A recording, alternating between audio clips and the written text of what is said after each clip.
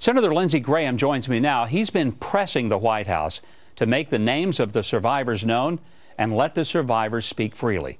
Senator Graham, welcome back. It's good to have you on again. Thank you. I want to begin. That was an awesome opening. Well, thank you, Senator, and I appreciate your tenacity in this. You've been one of the voices that has been just absolutely unrelenting in demanding of the White House a release of information. You and two of your colleagues have written a letter to the White House asking for the release of information and the names.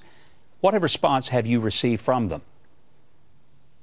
Nothing. Bottom line is, I think the survivors and those involved need to be made available to the Congress so we can get to the bottom of what happened, and there's no better evidence than the people were there.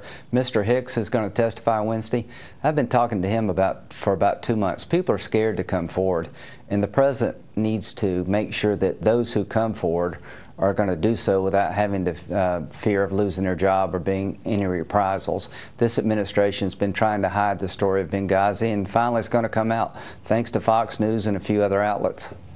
What did Mr. Hicks say to you? I mean, can you give us some indication of what we might anticipate hearing this week?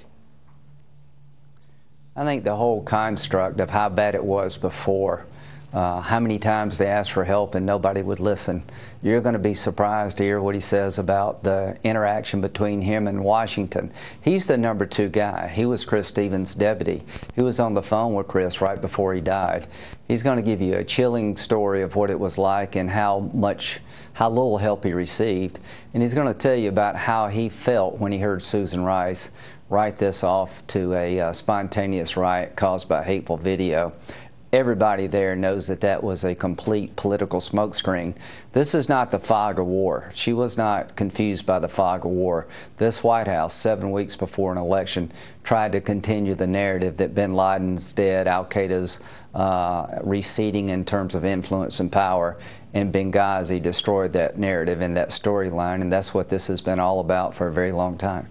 Senator, you heard the President this week at the press conference say to Ed Henry, you know, I'm not aware of any attempt to quiet these people and not let them tell. Were you as shocked as I was when you heard it? And you've been right in the middle of this from day one, trying to get the White House to answer questions. React to me when you saw the President. Dumbfounded. The witness statements of the survivors taken in Rhein-Main, Germany 2 days after the attack are still being held by the FBI, and I've asked for them 100 times. We've sent probably 30 questions to the President. The only question he finally answered after we made him answer is, what did you do? Did you call anybody in Libya during the attack? And we found the President never picked up the phone. He never called anybody in Libya to get help. The rescue team was stuck at the Benghazi airport 3.5 hours. Come Wednesday, you're going to start hearing the truth about Benghazi, and it's going to make you mad. It's going to make you upset. Our people were abandoned. They were denied assistance. This leading from behind is a wrong model. The world is falling apart, and what you were told by this administration after the fact was a complete political smokescreen. Just stay tuned. There's more to come.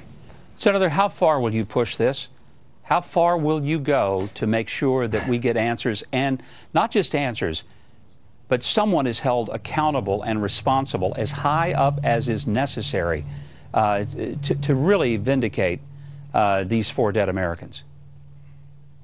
I think the point is well made right there. Until somebody is held accountable for the fact that 4 people were allowed to die, 7.5 hours they were under attack, nobody could come to their aid on 9/11 of all days. Our consulate became a death trap. Every request for assistance was denied. This leading from behind model does not work, and what we were told afterwards was, quite frankly, just a political story, not based on the events on the ground. How far will I go?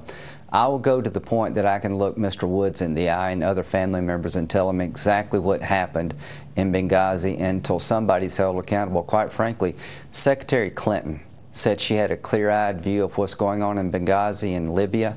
She never heard of the request from our ambassador on August 15th, about a month before the attack, saying we can't defend the consulate against a coordinated attack, and al-Qaeda flags are flying all over the place. You know, Richard Nixon was held accountable for Watergate. This administration needs to be held accountable for Benghazi, a story of Americans abandoned by their government at a time they needed their government the most. Senator, I appreciate your being here. And again, I want to say thank you for being a voice of persistence when so many people have just moved on to other things. And I thank you that you've decided we can't move on until we have the truth, until somebody's held accountable. It's an honor and pleasure to have you here. Thanks for joining us. Thank you, Mike. Thank you very much.